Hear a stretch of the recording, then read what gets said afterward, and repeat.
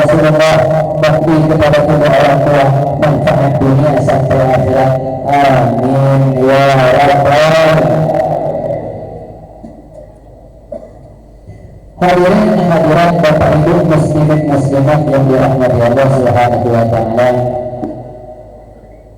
Alhamdulillah pada malam hari ini kita berkumpul di tempat yang mulia, tempat yang penuh berkah, tempat yang mana dijadikan menjadi raudhah min riyadil jannah, menjadi salah satu daripada tamannya surga Allah Subhanahu wa taala. Karena di dalamnya ada majlis zikir, ada majlis ilmu. Tempat manapun, apapun namanya tempat, mau bagus atau tidak, kalau tempat tersebut dijadikan majlis zikir, majlis ilmu, berubah menjadi raudhah min riyadil jannah, menjadi taman daripada tamannya surga. Dan insyaallah saat ini kita berada di taman daripada tamannya surga.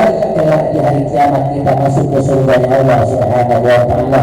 Amin ya rabbal alamin. Hadirin jamaah majelis yang dirahmati Allah, barusan saya ngobrol sama Haji Yani si depan biro dulu, bib 3 jam ya. Sanggup lah dia? Pak, sanggup? Ujian Pak? Sanggup? Karena duit? Duit yang duit? Duit yang duit bagian Rasulullah Muhammad.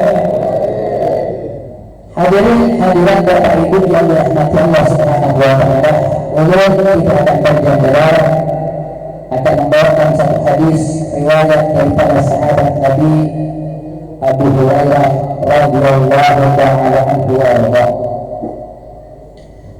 Dan pada Rasulullah sallallahu alaihi wasallam bersabda dari Muhammad sallallahu alaihi wasallam, "Addibu awladakum ala thalathati khisal. Hubbu nabiyyin wa hubbu ahli baitihi wa qira'atul Qur'an." Nabi Muhammad sallallahu alaihi wasallam bersabda, "Addibu awladakum ala thalathati khisal." Didiklah anak kalian 3 perkara. Didik anak kalian 3 perkara. Yang pertama, hubbi nabiyyikum, cinta kepada nabi kalian. Pak, Bu, kita diwajibkan oleh Allah untuk mendidik anak kita untuk mencintai Nabi. Oleh sebab itu, didik anak kita untuk cinta kepada Rasulullah mulai kapan? Mulai sejak dini, mulai tidak paham sampai paham, mulai tidak cinta sampai cinta kepada Nabi Muhammad sallallahu alaihi wasallam. Namun apa yang terjadi? Hanya yang banyak sekali daripada kalangan umat Nabi Muhammad, mereka punya anak tapi tidak pernah mendidik anak-anak mereka untuk cinta kepada Rasulullah. Mereka tidak pernah menceritakan kisah Nabi kepada Nabi Muhammad. Mereka tidak pernah menceritakan kisah Rasulullah kepada anak-anak mereka. Pertanyaan, pernahkah Anda menceritakan sejarah Nabi sama Nabi? Entah sebelum tidur atau di waktu yang lain, tidak ada yang diceritakan paling si kancil anak Natal, yang diceritakan Doraemon, yang diceritakan Upin-Ipin, itu saja. Pantas anak kita tidak kenal siapa Nabi Muhammad. Mereka tidak paham siapa Rasulullah, berapa istrinya, berapa anaknya, dan lain sebagainya, kapan dilahirkan, kapan meninggalnya. Banyak yang tidak mengerti bagaimana sejarah Rasulullah. Kita tidak pernah menceritakan itu kepada anak-anak kita, hadirin. Makanya didik pertama, kisahkan Nabi Muhammad kepada anak-anak kita. Ceritakan sejarah Rasulullah. Ceritakan bagaimana perjuangan Nabi Muhammad. Ceritakan bagaimana akhlak Rasulullah kepada anak-anak kita supaya di hati mereka ada kecintaan kepada Nabi Muhammad. Pak, anak kalau sudah cinta sama Nabi Muhammad, Pak, aman dunia akhiratnya, ibadahnya bakal aman, bermuamalahnya bakal aman. Orang kalau sudah punya Nabi Muhammad bakal selamat dunia akhirat. Hadirin, lihat bagaimana orang-orang terdahulu. Orang-orang terdahulu itu menceritakan Nabi Muhammad kepada anaknya seperti mereka mengajarkan Bismillah kepada anaknya, diulang-ulang. Hadirin, diceritakan terus Rasulullah, tidak pernah berhenti mereka menceritakan sampai pantas anak-anak orang terdahulu kecil sudah mimpi Nabi Muhammad. Umur 8 tahun sudah mimpi Rasulullah. Di antaranya Ibrahim al-Makbuli. Ibrahim al-Makbuli ketika umur masih kanak-kanak, umur 8 tahun, beliau bermimpi Nabi Muhammad. Kemudian datang kepada ibunya, wahai ibu, tadi malam aku mimpi Nabi Muhammad. Tadi malam saya bermimpi Rasulullah. Apa kata ibunya? Apakah ibunya bangga hadirin anaknya mimpi Nabi? Tidak. Ya waladi, wahai anakku, kalau cuma mimpi anta birijal, kalau cuma mimpinan ikat bukan orang hebat. Kalau cuma mimpi banyak orang yang mimpi Nabi, enggak. Yang ibu mau kamu berjumpa dengan Nabi secara ya Allah. Nah, kata ibunya, kalau cuma mimpi jangan cerita lagi sama ibu. Bukan orang hebat dan cuma mimpi. Kemudian anaknya takut ingin menceritakan tiap malam mimpi Nabi Muhammad. Ibrahim al-Makbuli umur 8 tahun hadirin, tiap malam mimpi Rasulullah. Sampai beberapa hari kemudian Ibrahim al-Makbuli ini semakin bingung. Kenapa? Karena takut ingin menceritakan kepada ibu. Sampai nampak di wajahnya seakan-akan apa yang dipikirkan. Dan saat itu Ibrahim al-Makbuli bermimpi Nabi Muhammad. Berkata Rasulullah, wahai Ibrahim, apa yang kamu pikirkan? Apa kata Ibrahim al-Makbuli, ya Rasulullah, aku tiap malam mimpi engkau.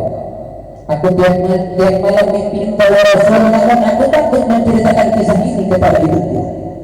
Aku takut menceritakan ini kepada ibuku ya Rasulullah. Kenapa kamu takutnya? Kata Nabi, kenapa takut? Karena ibu tidak bangga kalau cuma bermimpi berjumpa denganmu ya Rasulullah. Apa yang diinginkan oleh ibu mana? Ibu menginginkan aku berjumpa denganmu secara sadar ya Rasulullah, bukan lewat mimpi. Apa ujar Nabi? Ya Ibrahim, iftah ainai.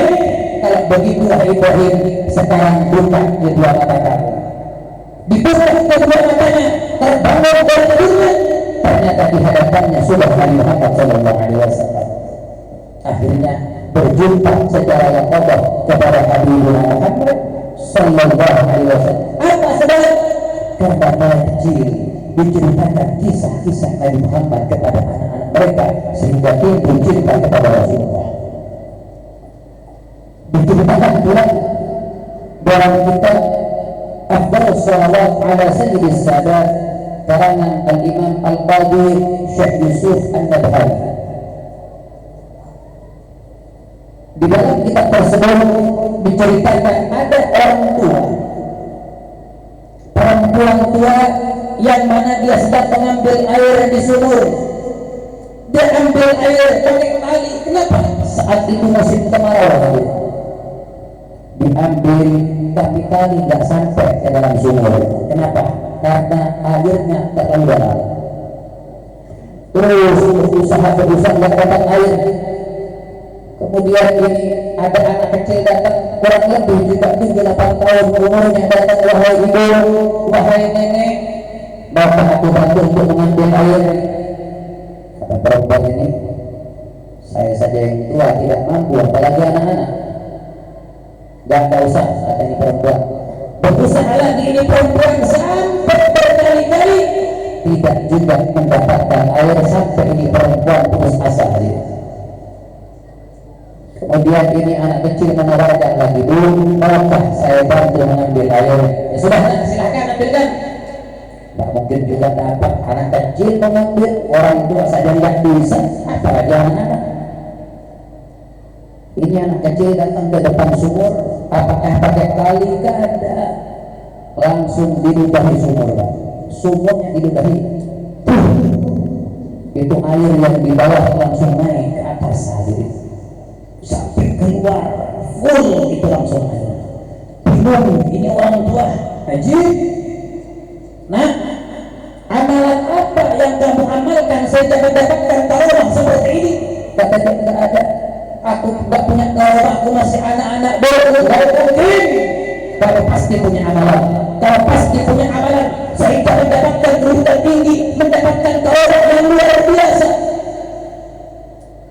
Apa katanya? Tidak ada, Bu.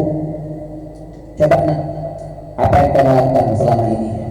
Bu, kata dia, selama ini aku diceritakan kisah Nabi Muhammad kepadaku oleh abahku, sehingga timbul cinta kepada Nabi Muhammad. Kemudian aku diperintahkan oleh abahku untuk membaca salawat setiap hari. Tanya, nak, berapa salawat tiap hari yang kamu baca untuk Nabi Muhammad? Kata dia, Bu, karena saya masih kecil, aku ditugaskan sama abah minimal 15.000 sehari semalam. Masih 8 tahun, Pak, sudah salawat 15.000. Pian berapa? Ya, berapa sehari semalam? Untung-untungan kalau 100 salawat kawan Nabi. Ini anak kecil, umur 8 tahun sudah 15.000 bersalawat kepada Rasulullah Sallallahu Alaihi Wasallam. Dan ini anak kecil, ketika besar, ketika dewasa, menjadi ulama besar, menjadi wali dari para wali Allah yang bernama Abi Abdullah Muhammad bin Sulaiman bin Abi Bakar Al-Jazuli, pengarang Balaghul Khairat. Ya, bagaimana keluarga pecinta Nabi Muhammad Sallallahu Alaihi Wasallam. Dikisahkan lagi, jadi panggung cinta sama Nabi nggak harus ketemu lagi. Berapa banyak kisah orang-orang yang tidak pernah ketemu dengan Nabi tapi kecintaannya luar biasa.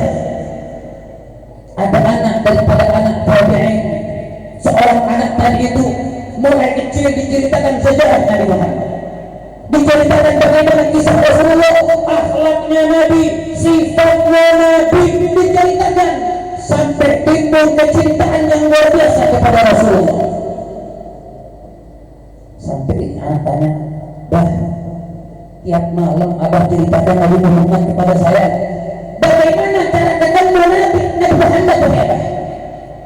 Bagaimana caranya supaya saya bisa ketemu Rasulullah? Apa kata abahnya? Nak, tidak ada cara, nak. Nabi sudah meninggal dunia. Nabi sudah meninggal, nak. Kalau pengen ketemu, ya harus mati, punya amal saleh, amalnya diterima, insya Allah berjumpa dengan Nabi. Saat itu ini anak kurang lebih umurnya 12 sampai 13 tahun kali ya. 12 sampai 13 tahun. Kemudian ini anak, karena kata abahnya, syaratnya untuk ketemu dengan Nabi harus mati. Apa yang terjadi, Pak? Ini anak tiap malam minta mati kepada Allah. Umur 12 tahun, tiap malam minta mati. Pernah hatian minta mati, Pak? Sama Allah, ya Allah matikan aku. Panjang umur ya Allah, bini masih bunga ya Allah, ya ulun mati kawin lagi bini gak terima ya Allah. Tapi lihat bagaimana anak yang kecintaannya kepada Nabi luar biasa, tiap malam minta mati kepada Allah. Sampai suatu saat ada panggilan jihad hadir untuk berperang. Panggilan jihad untuk berperang melawan orang-orang kafir saat itu. Semua kaum muslimin yang sehat dan kuat harus ikut berjuang hadir. Termasuk abahnya yang orang diminta untuk ikut jihad fisabilillah.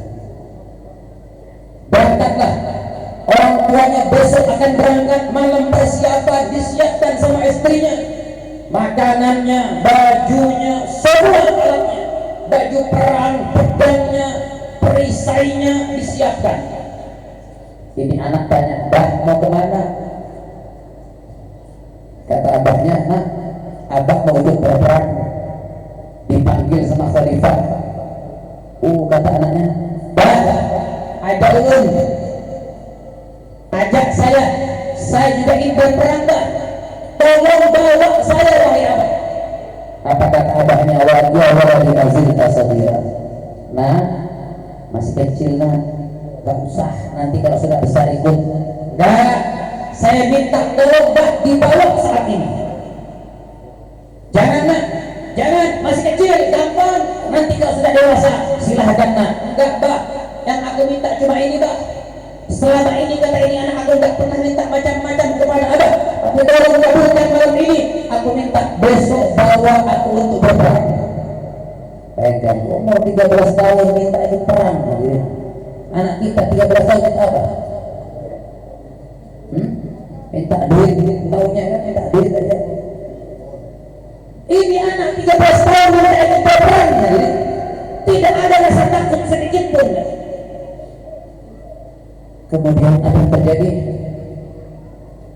Tetap tidak dapat izin dari abahnya. Menangis anak semalaman hadirin sampai ibunya takut ada apa-apa.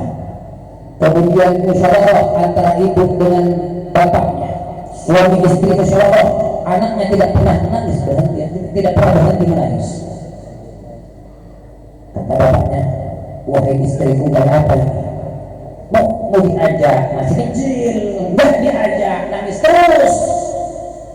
Gini aja bah, ujar haji ini, kata istrinya, bah gini aja, diajak saja, cuma di belakang, nggak usah ikut berperang. Di mana? Di belakang bantu-bantu para mujahidin, bantu masakkah, bantu obati yang terluka kah, bantu bantukan. Dia fokus karena pada saat itu pak.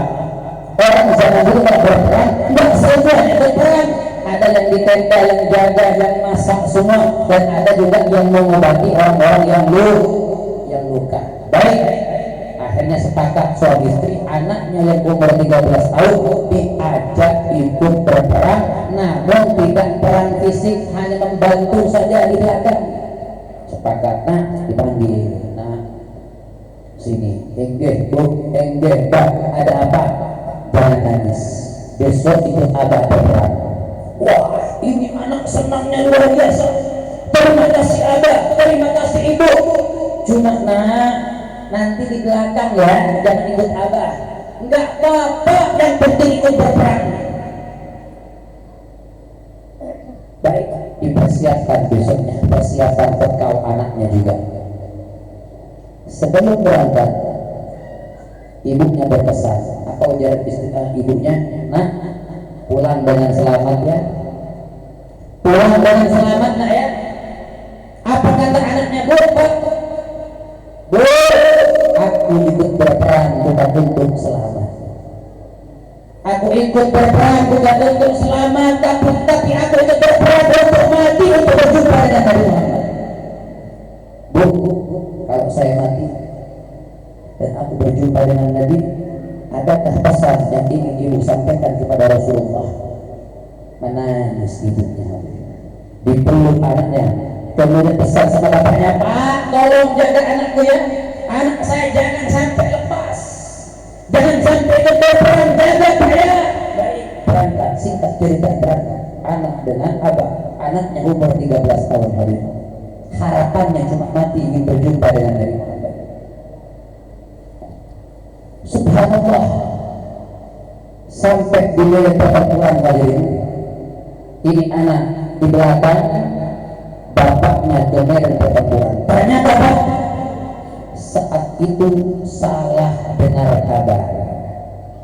Salah dengar kabar. Artinya maksudnya gimana? Kabarnya pasukan 5.000, ternyata pasukan musuh 25.000. Entah mata-mata berkhianat atau gimana, wallahu a'lam. Tapi saat itu kaum muslimin kurang lebih 2.000 pasukan.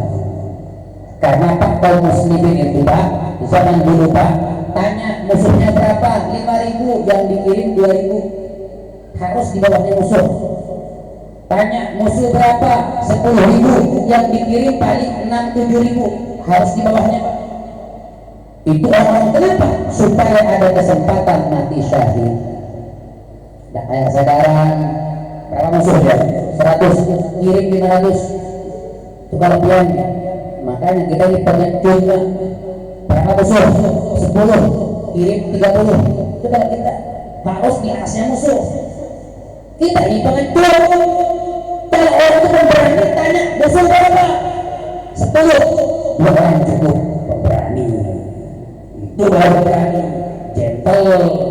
Kalau cuma musuh 10 yang bikin 100, mungkin bisa. Tak nunggu biar.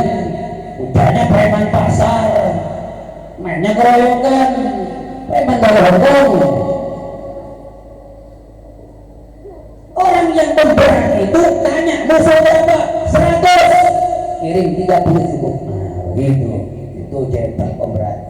Lihat bagaimana kaum muslimin saat itu, Pak. Musuh berapa? 5.000. Kirim 2.000 cukup. Tapi sampai di beda pada perang salah. Ternyata musuh 25.000. Sedangkan kita 2.000 langsung musyawarah. Semua panglima perang musyawarah. Tanya, ya apa ini? Mundur lagi. Ini kita 2.000. Mereka 25.000. Kita lanjutkan mundur. Satu orang ketua usul, ada apa? Kita bunuh kayaknya. Ini bunuh diri. Ini bunuh diri. Bayangkan 2.000 melawan 25. Mundur saja. Gak sanggup kita ini. Kita bunuh kayaknya pulang. Pasti mati kolonel kita ini. Satu orang lagi kedua panglima usul apa? Ini aja, jangan pulang. Tetap kita perang, cuma maju mundur.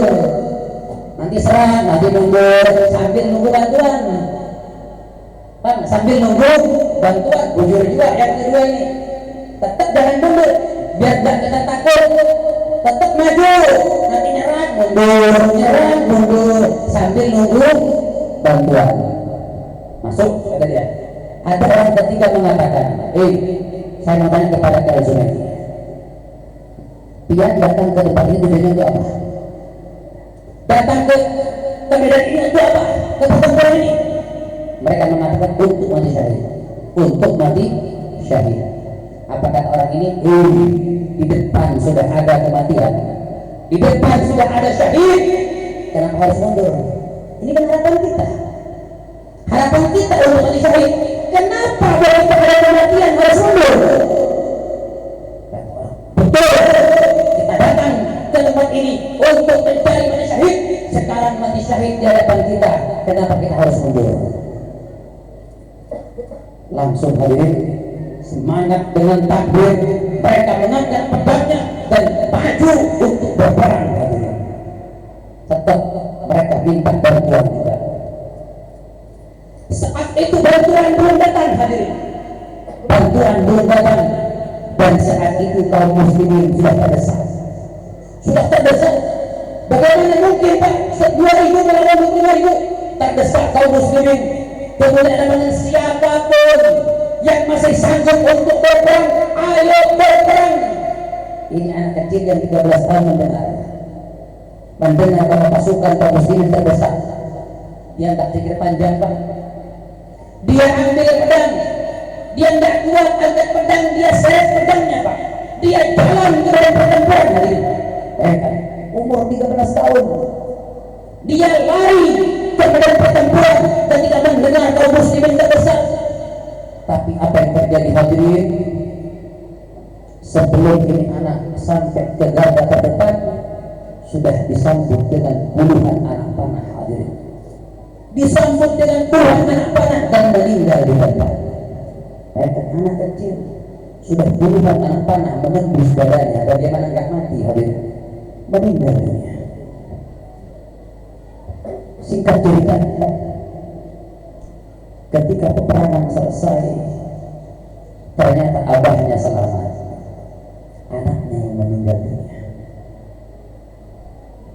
Menangis abahnya dan bingung bagaimana untuk menceritakan kepada istrinya tentang anaknya. Dia sudah membayangkan bagaimana istrinya akan marah nantinya. Dibawalah ini anak pulang ke rumah.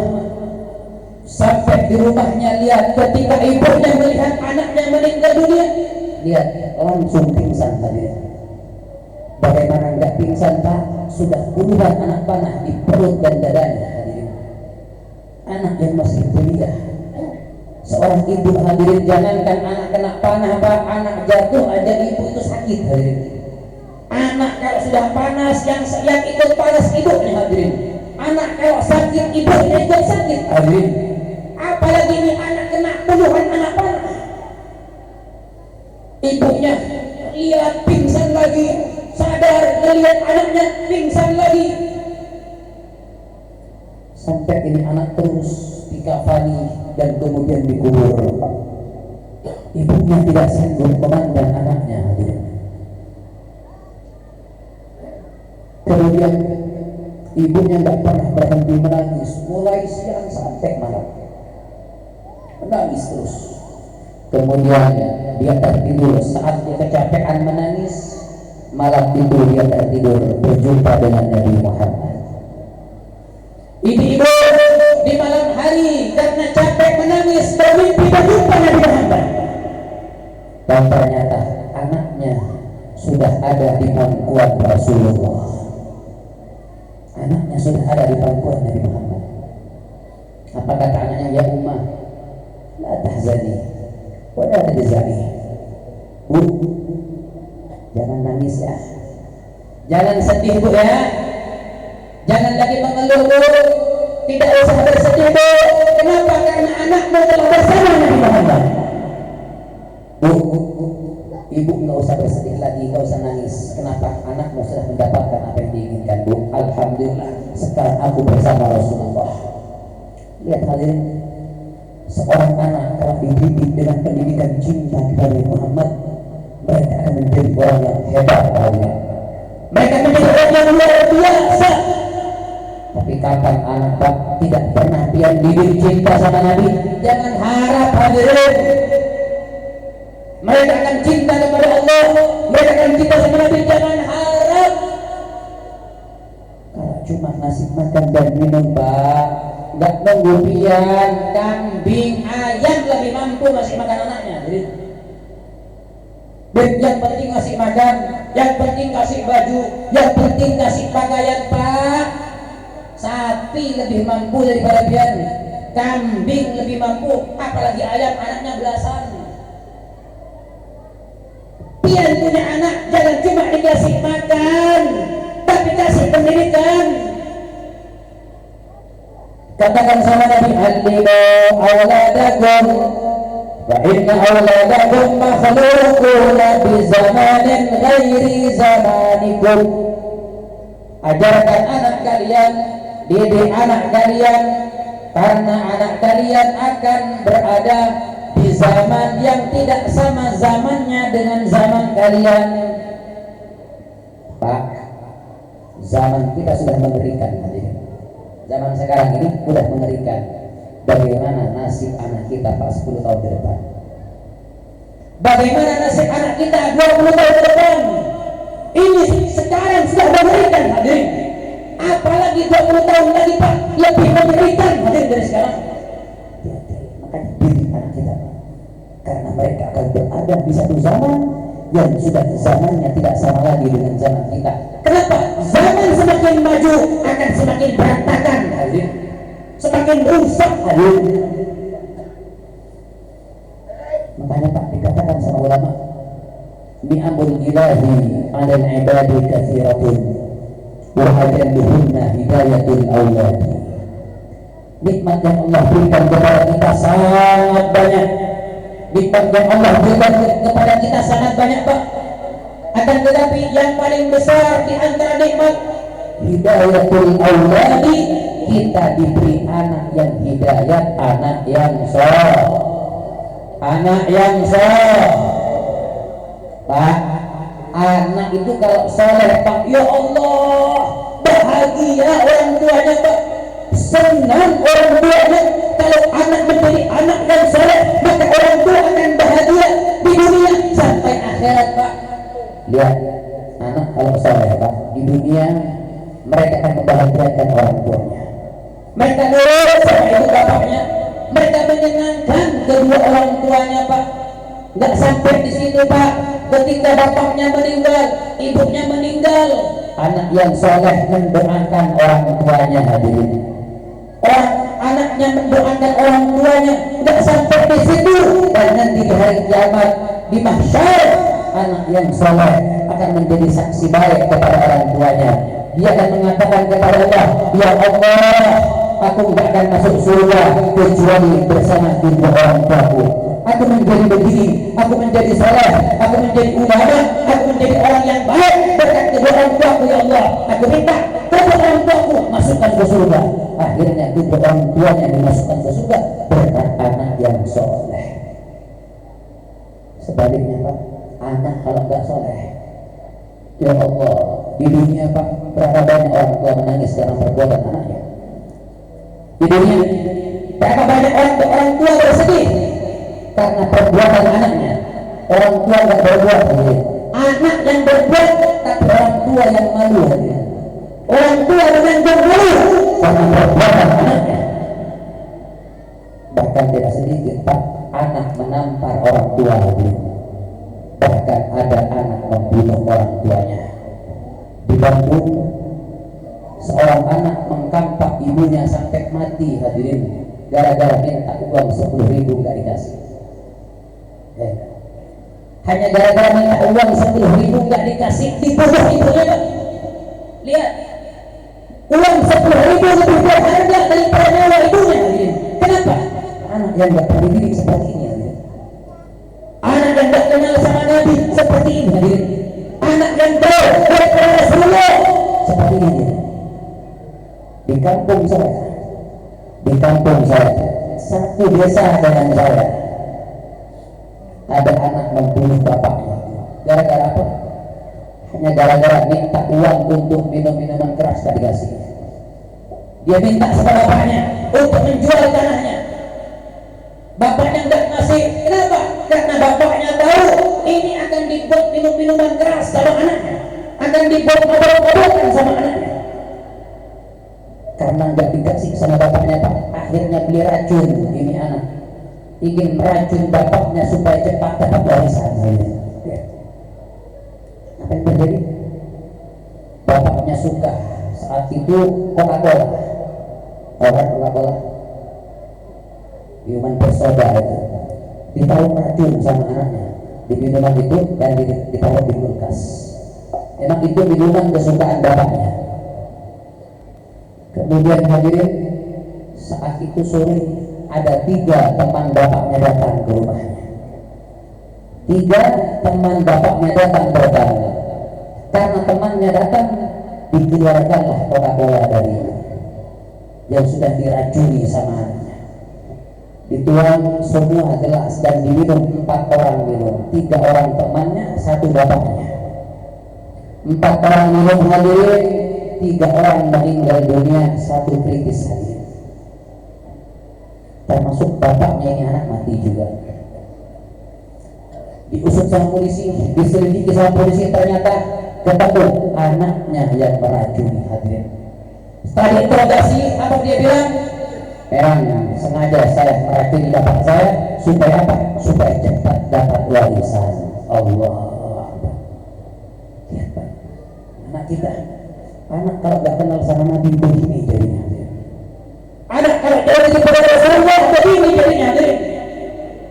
Itu di dunia Pak. Di dunia, ketika pian sudah meninggal dunia, anak yang durhaka, anak yang tidak soleh Pak, nggak peduli pian disiksa atau tidak. Anak yang tidak soleh ketika orang tuanya mati, mereka tidak peduli dikubur atau tidak. Yang dia pedulikan, berapa tanah yang ditinggalkan, berapa uang di rekening bapaknya, berapa rumah yang ditinggalkan oleh bapaknya. Itu yang dipikirkan anak yang tidak soleh. Mereka nggak peduli bapaknya ibunya mau dikubur atau tidak, mau dilempar ke laut atau tidak, nggak peduli. Yang penting uangnya berapa, yang penting di rekening berapa, warisannya berapa banyak. itu yang mereka perhatikan. Anak tidak soleh, jangankan berharap yang baca Yasin, ya jauh berharap nanti baca Fatihah kepada orang tuanya nggak mungkin. Anak yang berharap seperti itu dikubur dan kelak di hari kiamat. Anak yang tidak soleh akan menjadi saksi jelek kepada kedua orang tuanya. Berapa banyak orang ahli ibadah yang mereka akan masuk ke surga, tapi karena tuntunan daripada anak durhaka, orang tua yang ahli ibadah diseretkan oleh Allah Subhanahu wa taala. Nabi bersabda, "Awwal ma yata'allaqu bi rajulin ahluhu wa auladuhu." Fayaqul ya Rabbana hab lana min haqqina minhu fa innahu la yu'allimuna ma nadha wa yu'allimuna al-haram wa nahla an dzalik. Pertama orang yang menuntut kita pada hari kiamat adalah keluarga kita, anak kita, istri kita. Itu orang yang pertama menuntut kita dari kiamat ini.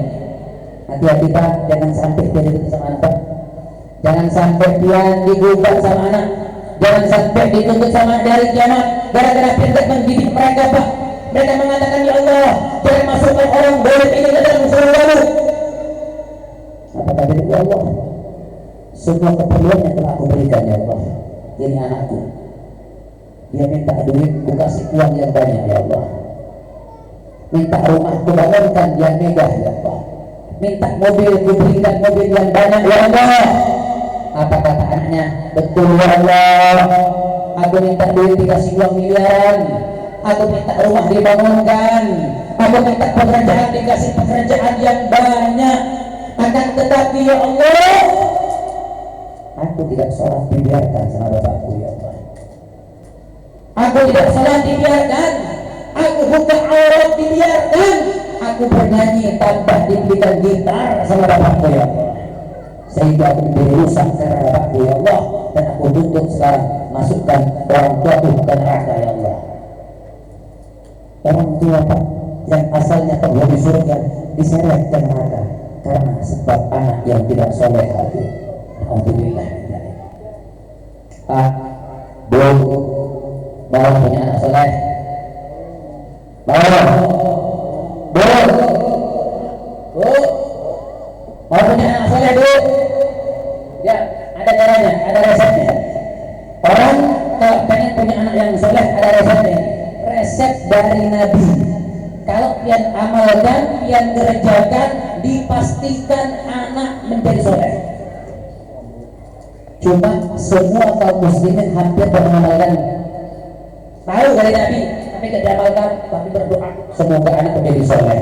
Tapi praktek dari Nabi, resep dari Nabi tidak diamalkan. Ya, tapi benar. Ini hadis yang sudah hafal perkataan, cuma tidak ada yang diamalkan. Apa kata Nabi? Muru awladakum bis-salati wa huwa ibnu sab'i sinin. Perintahkan anak pian untuk salat ketika anak berumur 7 tahun. Perhatikan baik-baik. Masalahnya bukan di sini. Apa ujar Nabi? Perintah anak salat ketika umur 7 tahun. Pak, anak 7 tahun wajib salat gak ada? Anak 7 tahun wajib salat ada? Hah? Yang kompak-kompaknya wajib salat apa tidak anak 7 tahun? Tidak wajib, belum boleh. Anak 7 tahun tidak wajib sholat. Kenapa? Belum mencapai balik. Anak tidak wajib sholat, tapi orang tua wajib perintah. Apa kata Nabi? Perintahkan anak kalian untuk sholat. Umur 7 tahun, anak tidak wajib sholat, tapi orang tua wajib memerintah anaknya untuk sholat. Duhur, nak sholat. Asar, nak sholat. Maghrib, perintah, nak sholat. Anak sholat atau tidak terserah anak, yang penting pian wajib perintah. Paham sampai sini? Pian wajib perintah, anak nggak wajib sholat. Diperintah misalnya nak sholat, enggak, tapi anaknya nggak sholat, sudah biarkan. Yang penting diperintah. Pak, isya juga begitu, nak sholat, subuh, banguni anaknya Pak, nak subuh. Nah, umur kapan? 7 tahun. Kasihan Beb, kasihan. Nah ini kasihan besarnya Tian yang kasihan punya anak meninggalkan sholat.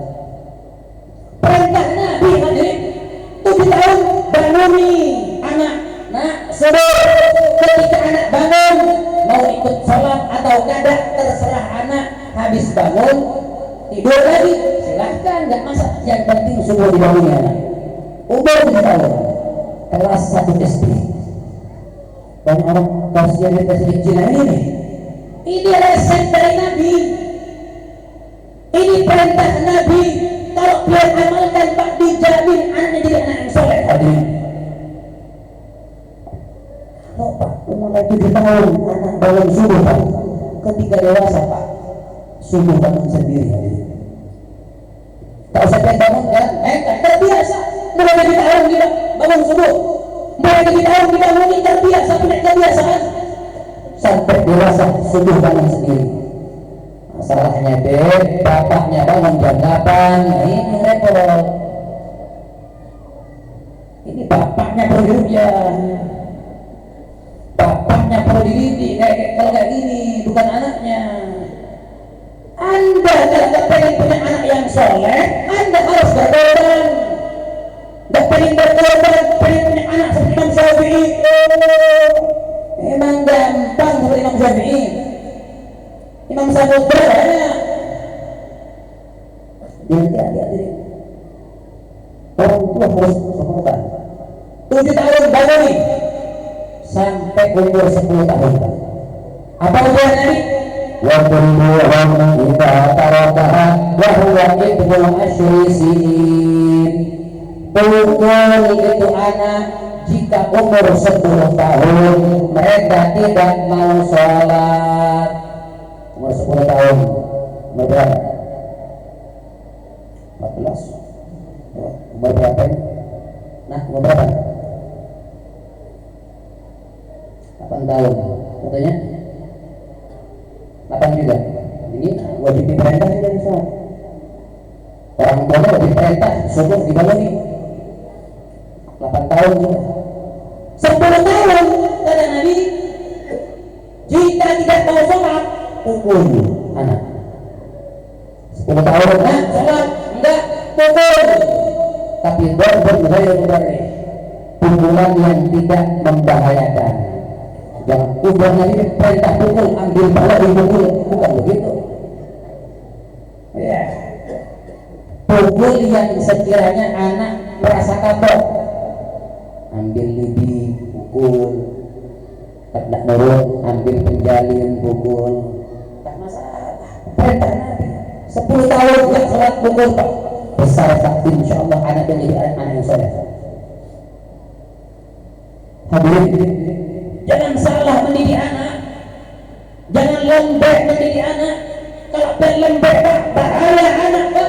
Itu bukan cinta, tapi yang merusak mereka. Hadirin, anak terlalu dimanja, bukan cinta, merusak anak itu. Hadirin, jadi Allah merusak anak.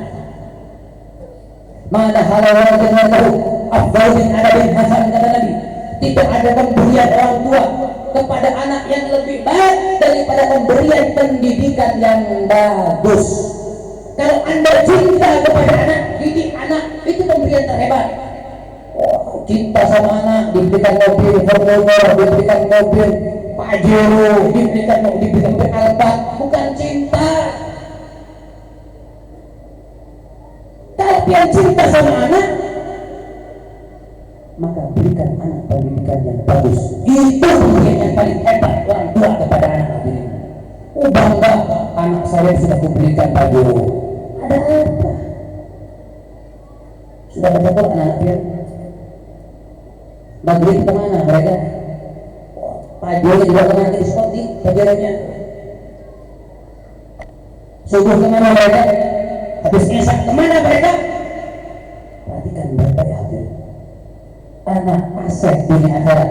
Anak adalah modal kita dunia akhirat. Hadirin, kalau kita punya aset, punya modal tidak diperhatikan, maka bangkrut dunia akhirat. Hati-hati. Anak modal kita, maka didik, kenalkan mereka kepada Nabi Muhammad SAW.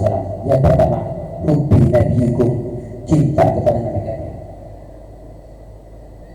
Hampir setengah ini, masih satu ini Pak, masih satu ini, kadang tiga kan lagi. Didik anak kalian 3 perkara. Pertama, cinta Nabi kalian. Ini masih pertama, belum yang kedua.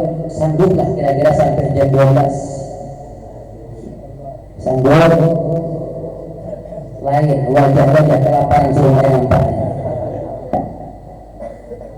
Sudah, saya singkat saja. Yang pertama. Yang kedua, hubbi ahli baiti, didik cinta kepada Nabi. Yang kedua, cinta kepada keluarga Nabi. Pak, didik anak-anak kalian cinta kepada keluarga Nabi Muhammad. Kenalkan kepada mereka Zuriyatul Rasul. Kenalkan kepada mereka bagaimana Syekh Abu Bakar bin Salim.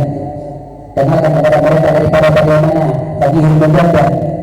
Kenalkan kepada mereka keluarga Nabi Muhammad Sallallahu Alaihi Wasallam, sampai Sayyidina Ali, Siti Fatimah, Al Hasan, Al Husain, Sayyidina Ali Zainal Abidin, Muhammadin Bagir, seterusnya. Kenalkan keluarga Nabi. Kenapa hadirin? Karena keluarga Nabi ini Pak adalah perahu, kapal. Ujar Nabi, "Mathalu ahli baiti kasafinatil faman raqibaha naja wa man takhalafaha naja." Perumpamaan ahlul baitku, perumpamaan anak cucuku, kata Nabi, itu seperti perahu Nabi Nuh, seperti kapal Nabi Nuh. Siapa orang yang naik ke kapal selamat, yang tidak mau naik tenggelam. Artinya yang cinta kepada keluarga Nabi, mengagungkan, menghormati keluarga Nabi, maka selamat hadirin. Tapi kalau membenci keluarga Nabi, menghina keluarga Nabi, maka akan tenggelam hadirin. Yang saya heran sekarang ini Pak, banyak dari kalangan Ahlus Sunnah wal Jamaah, dari kalangan Nahdlatul Ulama, yang mana mereka mengatakan madhab kami madhab Imam Asy-Syafi'i, madhabnya Syafi'iyah. Pak, mayoritas ulama Indonesia kaum muslimin itu Pak, mayoritas madhabnya Syafi'i. Tapi banyak Pak di kalangan kaum muslimin masih membenci para habaib, masih banyak hadirin. Kemarin sempat viral, tahu sendiri kan, tidak membenci habaib. Habaib itu bukan keturunan Nabi, keturunan Yahudi. Ujarnya hebatnya keturunan Yahudi ya. Habaib keturunan Yahudi kayak apa? Ternyata ketika Habib Umar datang ke Indonesia, semakin banyak yang datang. Orang semakin tahu siapa keluarga Nabi, siapa zuriyatnya Rasulullah. Buktinya ketika haul Habib Umar bersih di Jawa Timur semakin ramai. Ketika ada orang mengatakan bahwa keluarga Nabi tidak ada, yang ada keturunan Yahudi ya. Bubul. Pak, orang yang benci keluarga Nabi mulai sekarang, mulai dulu sudah ada. Mulai zaman dulu sudah ada yang membenci keluarga Muhammad SAW. Pian bahasa disebutkan Pak. Pian Indonesia madhabnya Syafi'i Pak, ikut Imam Syafi'i. Bagaimana Imam Syafi'i Pak? Al-Imam Asy-Syafi'i begitu cintanya kepada keluarga Nabi, begitu cintanya kepada para habaib, sampai dituduh Syiah garis keras, sampai dituduh orang sesat. Apa kata beliau? La in kana lafdan wa ali Muhammadin ya ceritakan anda di Rafidi. Seandainya kata beliau dianggap Syiah garis keras, dianggap orang sesat, hanya gara-gara cinta kepada para habaib, hanya gara-gara cinta kepada para syara'id, dituduh sesat, saksikan jin dan manusia, aku orang sesat. Mau apa? Imam Syafi'i Pak, kayak gitu. Imam Syafi'i luar biasa Pak, menampakkan kecintaannya kepada keluarga Nabi Muhammad. Bahkan dalam syair yang lain dan syair apa?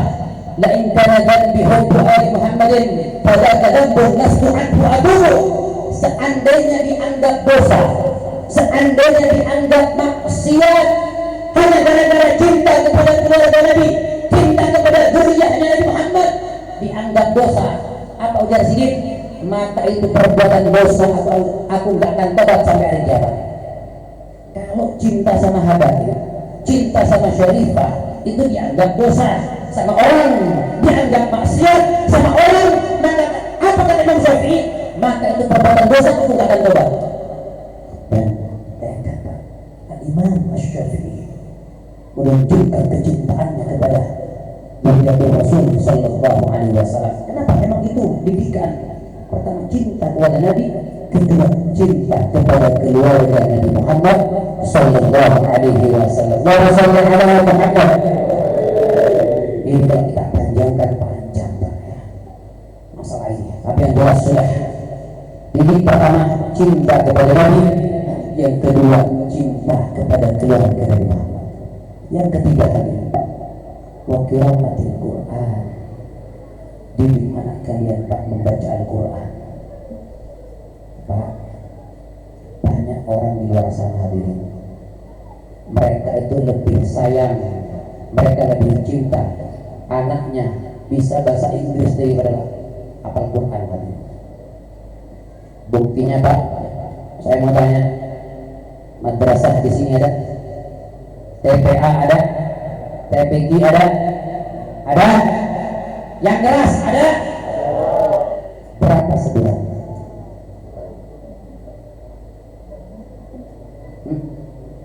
Guru, berapa sebulan sih guru? Bayarannya? 200. Itu banyak yang telat lagi. 200.000 banyak yang telat. Coba les bahasa Inggris 2 juta enteng ya. Les bahasa Inggris 2 juta sebulan enteng. Begitu oleh Al-Quran 200.000 banyak yang telat. Itu ngomong mahal. Kalau mati minta dibaca Al-Quran, tapi ketika hidup lebih cinta bahasa Inggris. Orang semacam ini Pak, kalau mati kasih bahasa Inggris aja, nggak usah kasih Quran. Banyak hadirin. Masih penting Pak di sini Pak 200 Pak, di Samarinda Pak 50.000, madrasah 50.000 hadirin. Kasihan guru TPA, TPQ di sana dapat kasihan Pak. Mulai tahun 90 Pak sampai wah ini Pak sepeda motornya masuk beraya. Coba guru bahasa Inggris, mobil. Mereka lebih mengutamakan bahasa kufar daripada bahasanya Nabi Muhammad SAW. Hati-hati. Al-Quran ini perintah dari Muhammad. Wa qiraatil Quran. Jadi untuk membaca tidak ada kemuliaan kecuali Al-Quran. Orang yang dimuliakan karena Al-Quran. Perhatikan baik-baik Pak. Saya mau naik perhatian. Malam yang termulia Pak. Malam apa? Lailatul Qadar. Kenapa termulia? Karena di malam Lailatul Qadar Allah turunkan Al-Quran. Inna anzalnahu fi lailatul qadar. Kami turunkan Al-Quran pada malam Lailatul Qadar. Lailatul Qadar menjadi mulia karena Al-Quran. Bulan yang paling mulia bulan apa? Bulan yang paling mulia bulan? Hah? Ramadan. Kenapa menjadi mulia? Syahrul Ramadan alladzi unzila fihi al-Quran. Di bulan Ramadan diturunkan Al-Quran karena Al-Quran diturunkan pada bulan Ramadan. Nabi yang termulia Nabi Muhammad. Kenapa? Al-Quran diturunkan kepada Nabi Muhammad. Di antara tiga siapa yang terbaik? Siapa yang paling mulia? Nabi katakan, khairukum man ta'allama al-Quran wa 'allamahu. Sebaik-baik di antara kalian adalah orang yang belajar Al-Quran dan mengajarkan Al-Quran. Oh hadirin, jangan tanya, orang-orang dulu luar biasa. Mereka mendidik anak Al-Quran tak main-main, dan mereka Pak sangat menghargai guru Al-Quran. Maaf Pak, sekarang guru Al-Quran dipandang sebelah mata. Hadirin, sekarang ini guru Al-Quran dipandang sebelah mata. Ngaji sama dunia, ngaji alif, ba, ta, a, ba, ta, ngaji kro, sampai dia bisa baca Quran. Akhirnya dia sampai sekolah tinggi, sampai ke Mekah, ke Mesir. Pulang guru ikronya tidak dihiraukan. Hadirin, guru Qurannya tidak dihiraukan lagi. Ya. Padahal mereka yang paling berjasa. Hadirin, ya. Al-Imam Muhammad bin Bakir terakhir.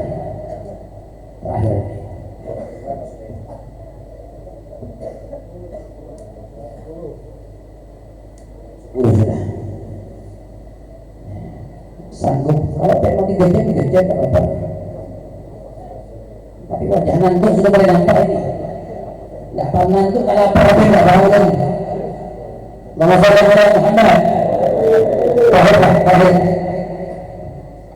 Al-Imam Muhammad bin Bakir punya anak Al-Imam Ja'far As-Shadiq. Ya, Al-Imam Ja'far As-Shadiq. Saat itu Pak, Al-Imam Ja'far As-Shadiq sedang belajar Al-Quran kepada gurunya di Madinah. Ketika anaknya Imam Ja'far As-Shadiq hatam Al-Quran, lapor sama abahnya, bah, alhamdulillah bah, ulun sudah hatam Al-Quran, ulun sudah selesai Al-Quran bah. Terima kasih bah ya, telah mendidik ulun lewat guru pulang. Iya nak, apa yang terjadi Pak? Untuk bersyukur kepada Allah, anaknya selesai hatam Quran. Lihat Pak, penghormatan kepada guru Quran. Beliau mengirimkan 120 ekor unta dihadiahkan kepada guru ikromnya Pak, guru Quran anaknya. Berapa? 120 ekor unta. Kalau sekarang itu unta terbaik. Kalau sekarang unta yang mahal harganya 80 juta kali 120 berapa? Hampir 10 M hadirin. Hampir 10 miliar, anggap 10 M dah. 10 M dihadiahkan kepada guru ngaji. Sampai guru ngajinya bilang, ya Imam, apa-apa hari ini? Enggak, kata beliau, ini masih kecil. Ini masih kecil. Dulu abahku ketika aku selesai ngaji menghadiahkan kepada guru ngaji berapa? 12.000 ekor unta, 4.000 dinar koin emas. Jadi tidak seberapa, aku cuma punya segini, 120 ekor unta saya hadiahkan. Masya Allah Pak, ya pantas Pak, anaknya berkah, anaknya menjadi anak yang barokah, abahnya menghargai daripada guru ngajinya. Hadir sekarang guru ngaji tidak dihargai. Pernahkah ada kabar yang guru ngaji dikasih hadiah mobil orang tuanya sama wali murid? Tidak ada. Dimarahi ya. Saya pernah nempelin anak Pak, santri sendiri Pak, nempelin anak, ditempelin sekali Pak, 2 tahun saya ajar, baru itu saya nempelin Pak. Pulang besok ibunya, orang tuanya datang ke pondok, orang tuanya datang ke madrasah, ngamuk-ngamuk, mana yang namanya Habib Khalid ya, di balik Pak, saya Pak, wah ngamuk-ngamuk, kamu ini begini, baru jadi ustaz sudah begini, dia marahin Pak. Saya katakan, Bu, tenang dulu. 2 tahun saya didik anak ibu saya tidak ada terima kasih. Mana terima kasihnya? 2 tahun saya didik anak ibu sampai bisa baca Quran, sampai sudah bahasa Arab sudah mulai lancar, ilmu nahwu sharaf sudah kita ajarkan. 2 tahun tidak ada terima kasih. Sekali saya tempelin langsung datang. 2 tahun mana terima kasih? Kalau menurut saya tadi cuma kembalikan ilmu saya, kembalikan 2 tahun ilmu saya dan saya ajarkan sama anak dan kembali lagi. Silahkan tuntut saya. Akhirnya dia pulang Pak. Langsung saat itu Pak, saya bikin surat. Diharapkan semua wali murid, semua orang tua santri datang ke madrasah. undangan langsung Pak mendadak, undangan dadakan. Saya bikin langsung pertemuan malam acara, langsung saya ambil mic, assalamualaikum, panjang lebar saya bahas masalah ilmu, dan akhirnya saya katakan tujuan saya undang Pian satu di madrasah kami, di pondok kami, memukul santri bagian pendidikan. Karena kami sudah habis juga pernah dipukul Pak ya sama guru kami di Pasuruan, Habib Taufik Asegaf. Ini Habib Hussein Darutun beliau Pasuruan, asli Pasuruan. Habib Taufik itu keras Pak, pendidikannya luar biasa. Saya didikan beliau Habib Taufik Asegaf Pasuruan, wah keras diri luar biasa. Saya katakan memukul santri bagian pendidikan. Orang tua yang tidak terima silahkan ambil anaknya, silahkan. Malam ini baru anaknya pulang, jangan membuat di sini lagi. Soalnya apa? Mereka tidak lagi menghargai gurunya, mereka tidak menghargai guru-gurunya, sehingga tidak akan ada keberkahan anaknya dari ilmu yang dia dapatkan kalau orang tua tidak menghargai guru lagi.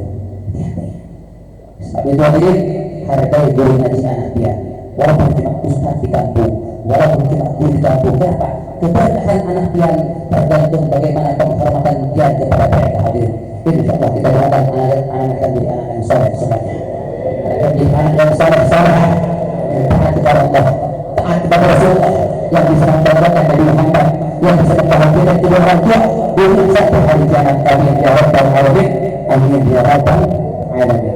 Bapak Ibu dan dirahmati Allah Subhanahu wa taala, mudah-mudahan insyaallah apa yang kami sampaikan bermanfaat. Kurang lebihnya mohon maaf. Assalamualaikum warahmatullahi wabarakatuh. Waalaikumsalam warahmatullahi wabarakatuh.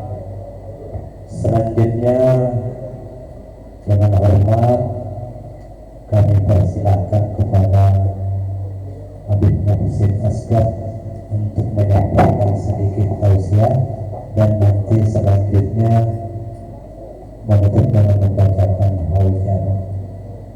Dipersilakan.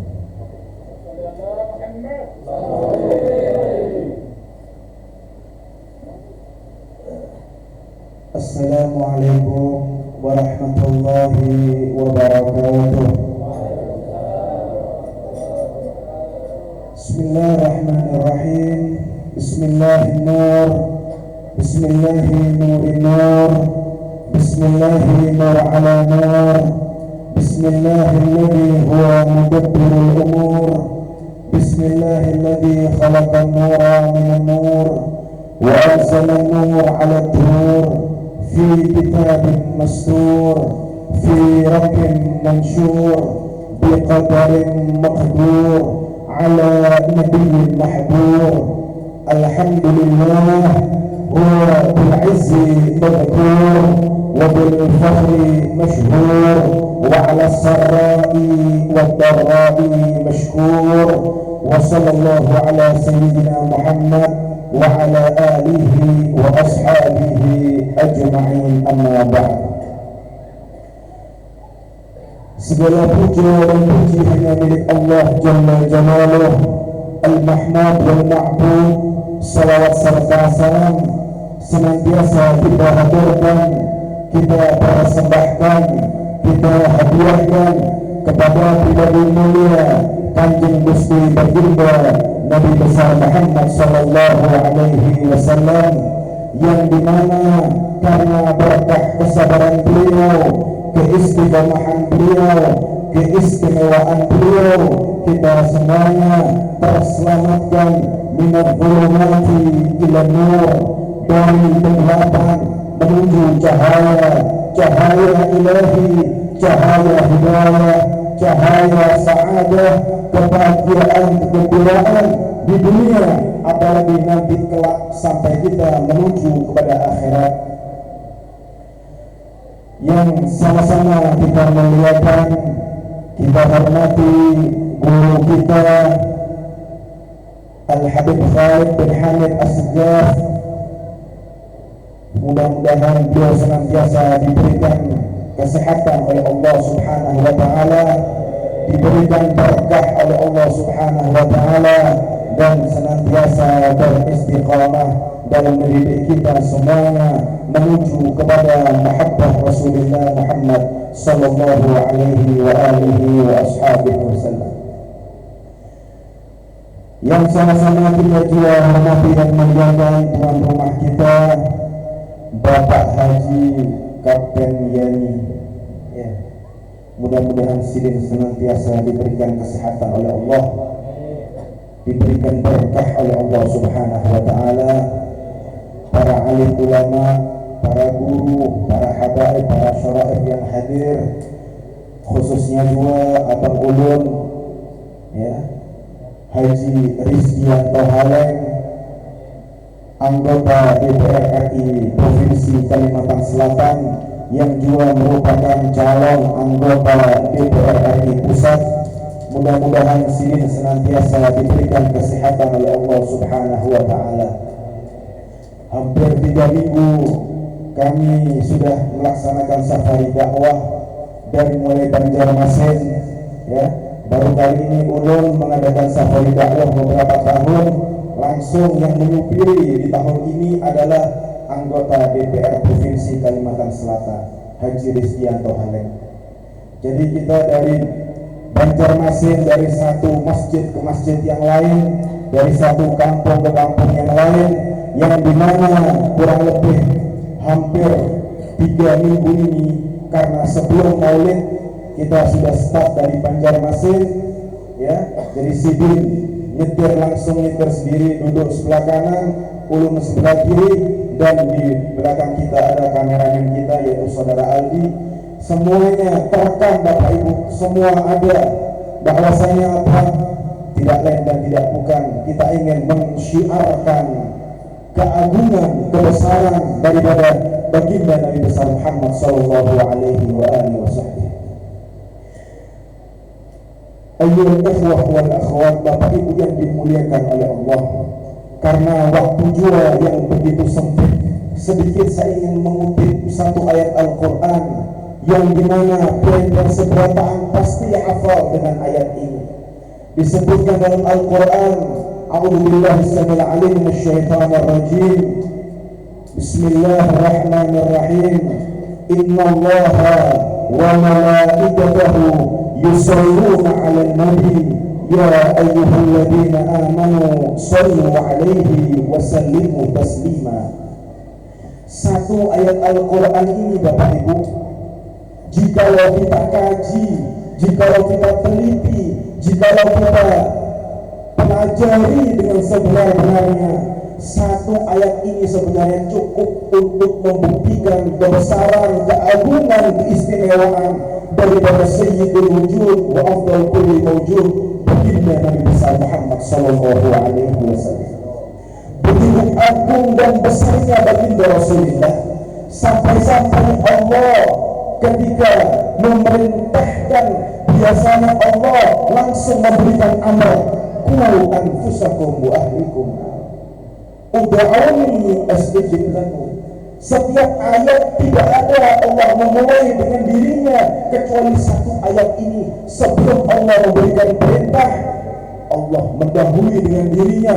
Bahkan Allah menggunakan inna, yang artinya untuk takkid, untuk sesungguhnya, sebenar-benarnya bahwasanya Allah Zat yang Maha Suci Jalla Jalaluhu dan malaikatnya juga seluruh penghuni langit, para malaikat Allah yusallun, bersalawat kepada siapa?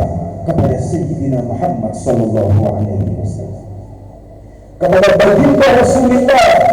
Bukan hanya Allah dan para malaikat, tetapi Allah juga menggunakan fi'lan mudhari', wa fi'lan mudhari' juga al-istimrar.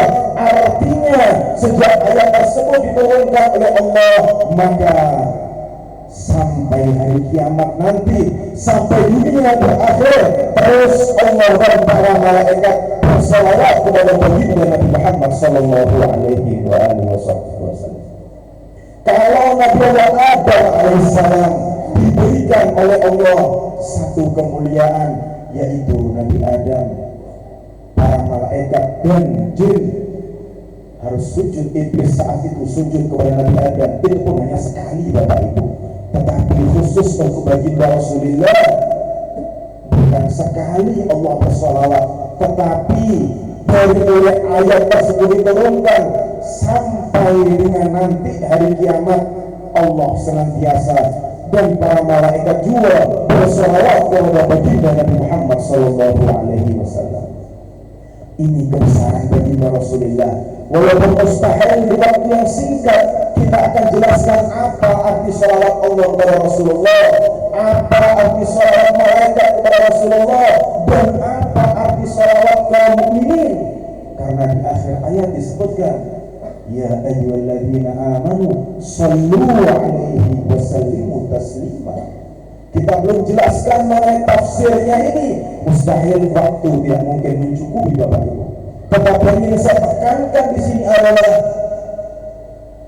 masih ada orang di luar sana yang mengatakan ketika kita mendirikan majelis maulid semacam ini, dikatakan maulid ini adalah bid'ah, maulid ini tidak ada dasarnya, maulid ini tidak ada sama sekali dalilnya. Maka kalau Allah saja bersalawat kepada baginda Rasulullah, maka bagaimana dengan kita Bapak Ibu? Jadi karena itu mudah-mudahan panitia yang mengadakan majelis semacam ini, ya, dimanapun berada, khususnya pada malam hari ini, mudah-mudahan Allah Subhanahu Wa Taala berikan keberkahan, berikan kesehatan, dan senantiasa dalam hatinya ada mahabbah cinta kepada baginda Rasulullah dan ada mahabbah cinta kepada dzurriyyat Rasulullah Sallallahu Alaihi Wasallam. Ini yang bisa ulun sampaikan, kurang lebihnya mohon dimaafkan karena doa waktu juga yang membatasi kita. Nanti juga Habib Khalid akan membacakan doa Khalid untuk kita. Ini yang bisa ulun sampaikan, minta rela minta ridha, ya. Wallahul muwaffiq ila aqwamit thoriq. Wassalamualaikum warahmatullahi taala wabarakatuh.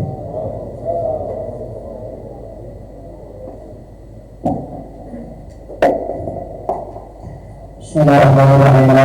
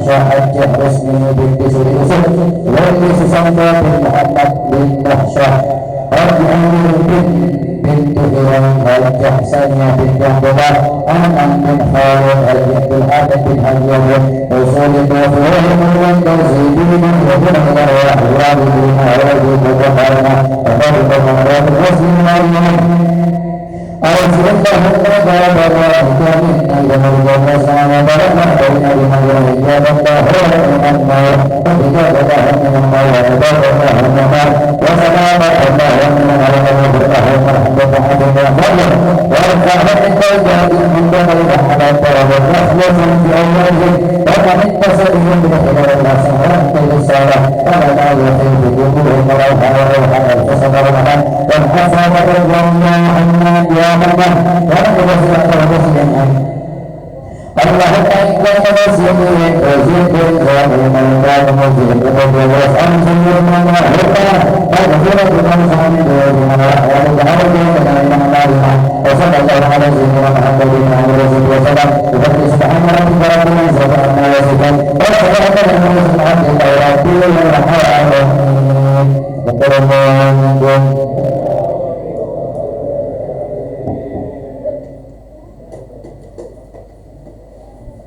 Dengan berakhirnya pembacaan doa tadi, maka berakhir pula acara kita pada malam hari ini. Kami atas nama keluarga dari Haji Yani menyampaikan terima kasih dan mohon maaf jika ada kekurangan. Kita akhiri acara kita malam hari ini dengan sama-sama membacakan alhamdulillah. Alhamdulillahirabbil alamin. Wabillahi taufiq wal hidayah. Wassalamualaikum warahmatullahi wabarakatuh.